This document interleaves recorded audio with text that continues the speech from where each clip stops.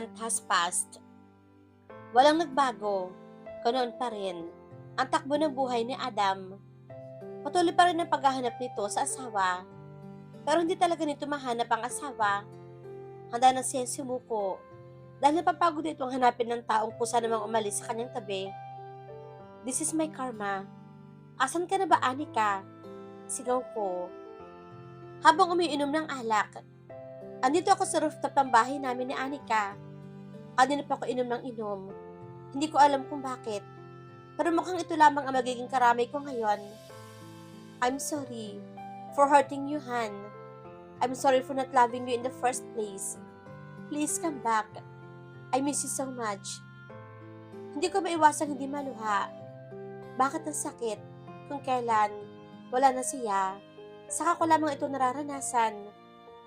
Bro, natigilan naman ako na marinig ang boses ng aking kapatid. Kuya, am I not enough, right? I'm stupid bastard and also ruthless. I hurt my wife. Kaya niya ako iniwan. Mahal ko na siya eh. Kuya, pagod na ako. Hindi ko alam kung saan ko siya hahanapin. At mababaliw na ako kapag di ko pa siya nakita. Ngayon, ay nagsisisi na ako sa nagawa ko sa kanya. Babalik na siya, di ba? Bro, accept it. Iniwan ka na ng asawa mo kasi pagod na din siya. Suko na siya sa ginagawa mo, bro. Kung mahal mo siya, give her space. Hayaan mo siyang buuin ang kanyang sarili. Babalik siya kung alam niyang kaya na niya. You're so stupid, bro, for hurting your wife. Kung hindi ka lang lasing, hindi mo sasabihin na sinasaktan mo ang asawa mo. And I'm sure Dad will be mad on you when he knows this. It's okay. I will accept the punishment. This is my fault. That's why she leave me. Iniinom ko ang alak na hawak ko. Yeah, this is your fault, Adam. Hindi ka naman ganito dati eh. Ano bang dahilan mo? Bakit mo sinasaktan ang asawa mo? This is not the right time, kuya, para pag-usapan ng dahilan. Then, when Adam, kailan mo sasabihin? Hindi na ako umimik at inubos na lamang ang alak na hawak ko. Nakakaramdam na ako ng hilo. Anika, malakas sa sigaw ko at tanging hangin lamang ang sumasalubong sa akin. Asan ka na ba? Namamao sa sabi ko. Please come back. I need you. Tanging nasabi ko. Saka ako natumba. Dahil na rin siguro sa kalasingan. Buti andito ang kuya ko at tinulungan akong itayo. Kung ganito ka kapag broken ka, sana din na lang ako nagpunta dito. Aabyarin pa kita. Tanging narinig ko. Saka ako nilaman ng antok. Nang malaman ni Anika na buntis siya, mas iningatan niya ang kanyang sarili. Hindi niya hinahayaang mapuyat siya or ma-stress. Baka kasi makasama sa kanyang baby. Sobrang saya ko dahil may baby na ako. Ano kaya ang kasarian ng baby ko? Excited ako makita siyang lumaki. Happy? Natigilan naman ako nang sumulpot si Santi. Tango-tango naman ako dito. Oo naman. Sino ba naman ang hindi magiging masaya? Blessing to Santi. Then, how about your husband? Napalungan naman ako dito. What do you mean? He deserved to know about your baby, Anika. Hindi naman niya alam na buntis ako eh, Santi. Then, he will keep this to him. Paano kung malaman niya? Santi, please, wag na natin siya pag-usapan. Pag-iisipan ko kung ano ang gagawin ko. Ang importante ngayon ay ayaw ko ma-stress dahil nakasalalay dito ang baby ko. I'm sorry, but I didn't understand those Tagalog words you say. But it's okay. I understand your point. Pero hindi mo ito maitatago sa asawa mo. I know. Sasabihin ko na may anak na kami kapag handa na ako. Tanging tango lang ang sinagot nito. Ang totoo naman, hindi ko alam kung sasabihin ko ba kay Adam na may anak kami. Wahayaan na lamang itong walang alam. Pero may nagsabi sa akin na may karapatan si Adam na malaman. Kasi anak din niya ito. Hindi lang ako ang gumawa nito. Dugo at laman niya ang dumadaloy sa anak ko. Natatakot ako na baka pati ang anak ko ay saktan niya. Okay na ako ngayon. Wag lang ang anak ko. Ayoko humarap sa kanila na talunan at mahina ako na marupok ako sa kanya kahit hindi niya ako mahal. Hanggat maaari, dito na muna ako at palilipasin ang araw. Kinabukasan nagising si Adam na sobrang sakit ng kanyang ulo dahil sa kalasingan. Here, drink this. At nga pala, pinagluto ko si Yaya Talma na mainit na sabaw. Para sa hangover mo, bro, you will pay me for this. Nilungon ko naman si Kuya. Ang akala ko, iniwan na ako nito. And by the way, ahitin mo yung balbas mo at bigote. Nagmumukha ka ng matanda niyan. Huwag mo gawing miserable ang buhay mo. Ayusin mo ang sarili mo. Bro, hindi na ikaw ang Adam na nakilala ko na magiging ganito. Dahil iniwan ang asawa. Alam ko na mahal mo si Anika. Pero matutuwa ba si Anika kapag nakita ka na ganyan, ha? Maybe yes. She really hate me, kuya. Kaya nga niya ako iniwan eh. Kasi galit siya sa akin. This is your fault, Adam. Accept it.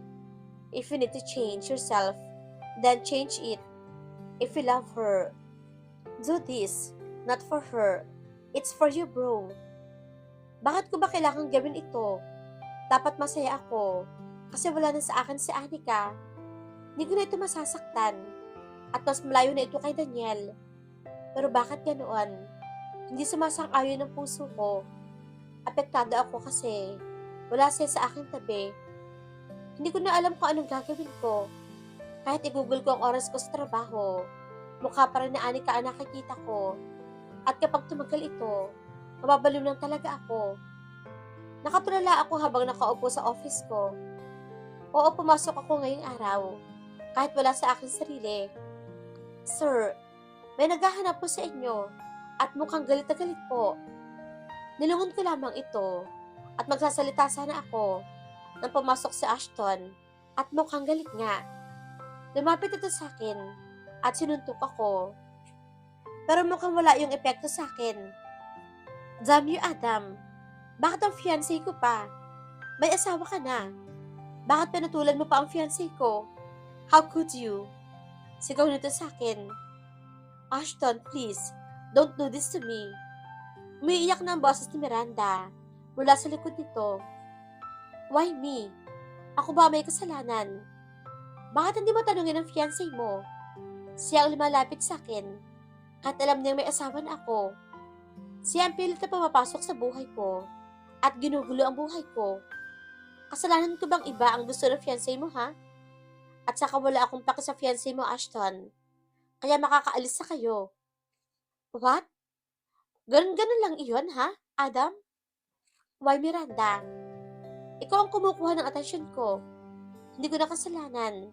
Kung malaman ng fiancé mo, this is your fault. Walang emosyon ang sabi ko. Saka sila tinalikuran. Love, mag-explain ako. Boses iyon ni Miranda at nagmamakaawa kay Ashton. Palabasin sila. Sabi ko, na agad namang sinunod ang aking tauhan. Nakahinga ako na maluwag nang mawala sila. Walang emosyon na umuwi si Ashton sa bahay nito. Why, Miranda? Ano bang kulang sa akin?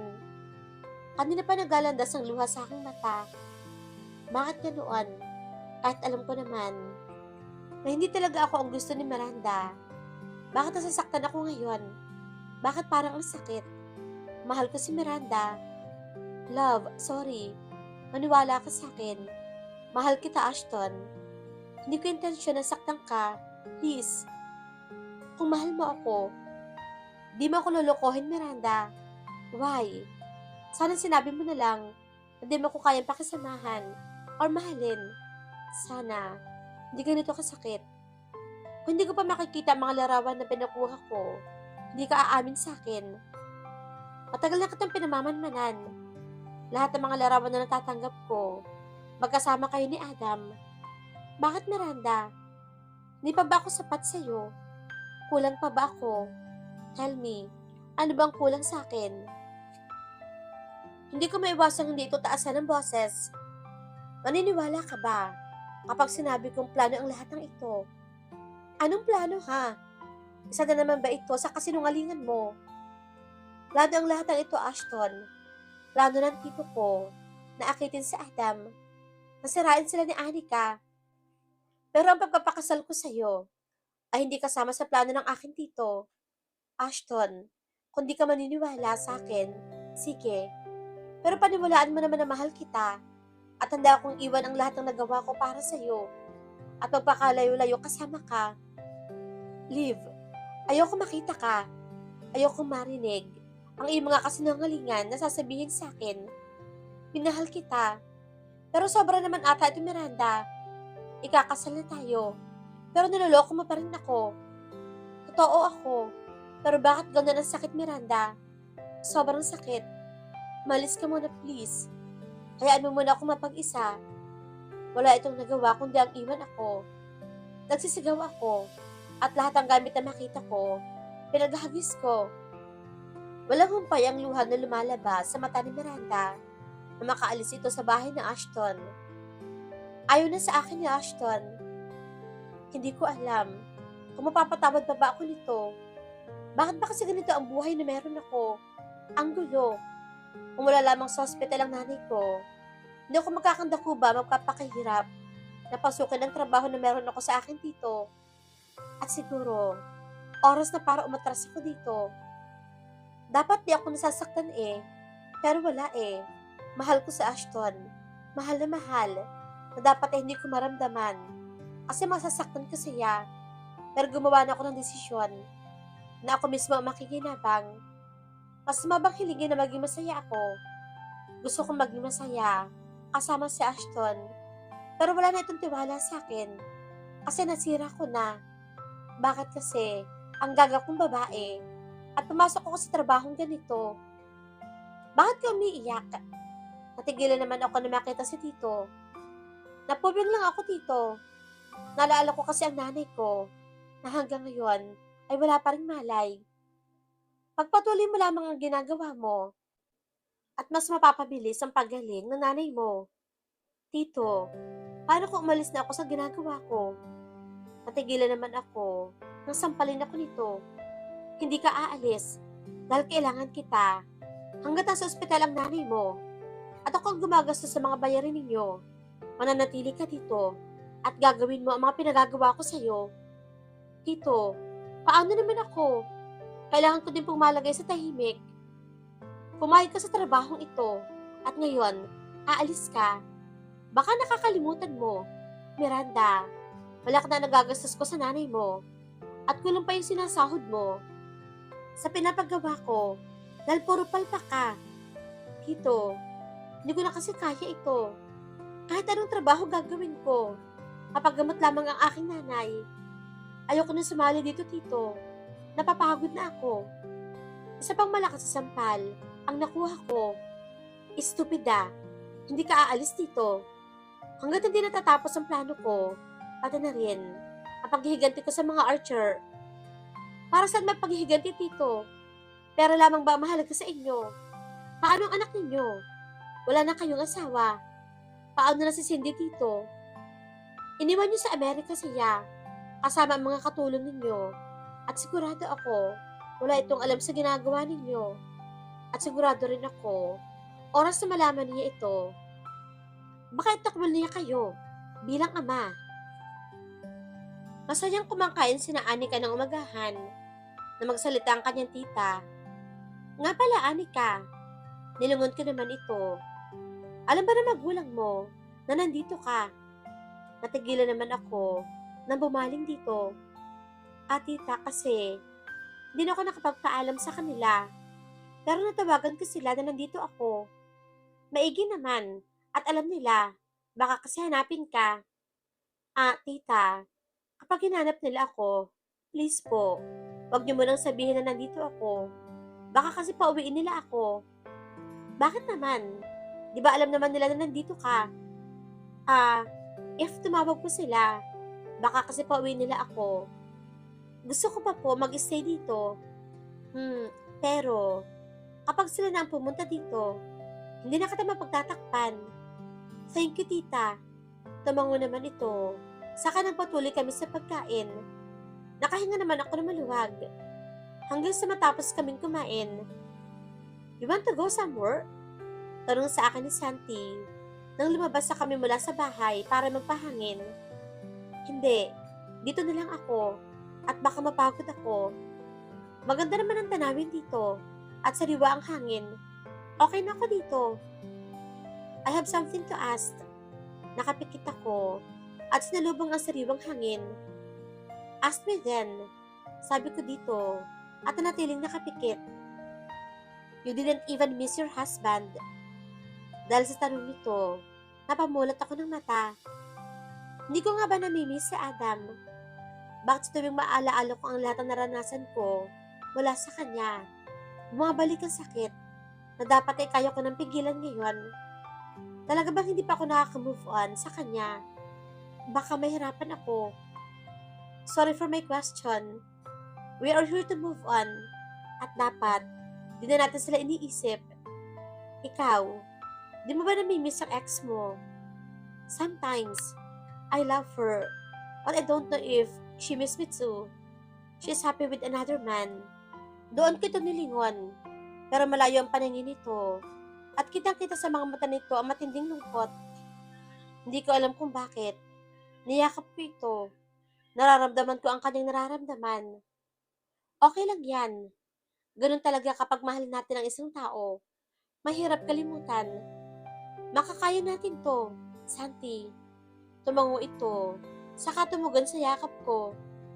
Hinagod ko ang likod dito. Saka huminga ng malalim. Nalaala ko si Mon, my best friend. Walang emosyon. Napamasok si Adam sa loob ng bahay ng parents ito. Pinatawag kasi ito ng kanyang ama. Inayos si Adam ang kanyang sarili bago humarap sa magulang. Nilisan niya ang balbas at bigote sa kanyang mukha at nagpagupitan din siya. Tama si kuya. Hindi dapat miserable ang buhay ko dahil kay Anika. Alam ko, babalik si Anika. Oh, new hairstyle bro? Bungad sa akin ni kuya. Mom, Dad, Adam is here. Nagsilabasan naman ang parents ko. Di pa ako nakakadalo sa magulang ni Anika. Siguro, sa susunod na araw na lang. Nalalam ko, nag-aalala na rin ang mga ito sa anak nila. Hanggat maaari, hindi mo na nila dapat malaman kung bakit ako iniwan ni Anika. Sa office tayo. May pag-uusapan tayo. And you, Jax, also come with us.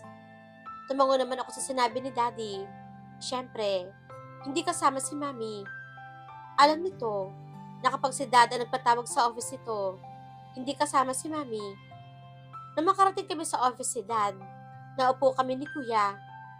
Alam na rin ni Kuya, ang about kay Daniel, siguro, ay nasabi ni Daddy dito. Alam niyo naman siguro, kung bakit kita pinatawag Adam. Why Dad? Is this about Daniel, right? Yeah, at gusto ko, umalis ka ng Pilipinas, kasama ang kuya mo. Pupunta kayo sa tito nyo sa Canada. Patigilan naman ako sa kanyang sinabi. But why, Dad? This is for the both of you, son. Hindi kayo sasabak sa laban na walang alam. Oo, at matalino kayo. Pero wala kayong alam sa pakikipaglaban. May mga armas na Daniel. At tayo kukunti lang ang koneksyon na meron ang lolo ninyo. Kayo ang dalawa kong anak na maaasahan ko. At gusto ko din kayong makausap ang tito nyo. Kaya ipapadala ko kayo doon bukas. What? Tomorrow? But how about my company, Dad? Don't worry. Akong bahala sa kumpanya mo, anak. This is for our family, anak. Matanda na ako. At mahirapan akong protektahan ang family natin laban sa mga kalaban. You and your brother will protect our family. But promise, na pagbubutihin ninyo. Dad, I have skills. Kaya ko makipaglaban sa kanila ng di nag-ensayo. Kaya mo nga, pero hindi ka marunong gumamit ng armas. Sinubukan mo, pero isang beses lang. Hindi yun sapat, Adam. Mas kailangan na magaling, matalino, madiskarte at higit sa lahat, mapanlinlang. Madaling mauto si Daniel. Oferan mo ng pera, aamo agad iyon.